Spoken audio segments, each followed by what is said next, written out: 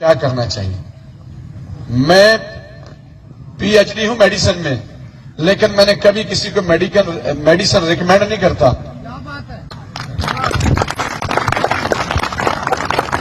جو میں بتاؤں گا اس کو ذرا فالو کیجئے۔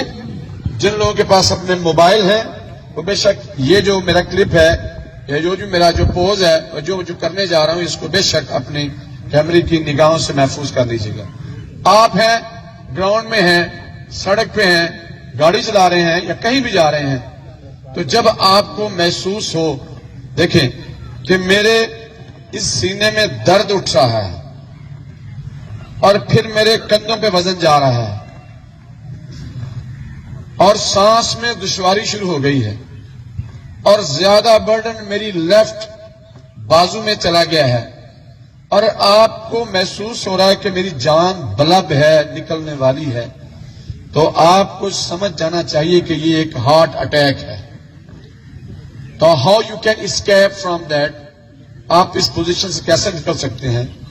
اگر آپ چل رہے ہیں تو آپ بالکل آرام سے کھڑے ہو جائیں، گاڑی میں ہیں تو باہر نکل آئیں، کھڑے ہو جائیں۔ اگر آپ گھر میں ہیں تب بھی ایک مرتبہ کھڑے ہوں، تاکہ ہو سکتا آپ کے کھڑے ہونے کے پوز سے آپ کا جو کلاٹ آپ کے ہارٹ میں آیا وہ نکل جائے۔ لیکن آپ کو اس وقت کیا کرنا چاہیے؟ تو پہلے دوستو، بالکل آپ اپنے دونوں ہاتھ ایسے اکٹھے کریں اور آرام سے، آہستہ سے، جلدی سے نہیں، بالکل آرام سے زمین پہ بیٹھ جائیں۔ آپ زمین پہ بیٹھنے کے بعد آپ کو کیا کرنا ہے؟ یہ اللہ تبارک تعالیٰ نے آپ کے ناک کے بالکل دونوں جانب دو غدود عطا کیے ہیں، جن کو ایڈنائڈ گلینڈز کہتے ہیں۔ ان کے سینٹر میں ایک پردہ ہے، بالکل۔ اب اس پردے کے لیے آپ نے کوشش کیا کرنی ہے کہ ایسے آرام سے بیٹھ کر آپ اپنے ناک سے بھنورے کی آواز نکالیں گے۔ کیسے؟ انہیل کریں گے اور آہستہ آہستہ آواز نکالیں گے۔ انہیل کریں اور آپ کریں گے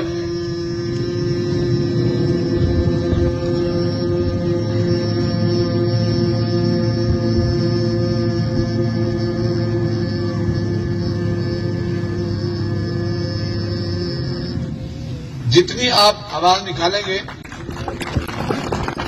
اب اس سے ہوگا کیا؟ آپ کے آواز نکالنے سے یہ پردے آپ کے جو ہیں، اندر جو پردہ ہے دونوں سیپٹم کے درمیان، یہ وائبریٹ کرے گا۔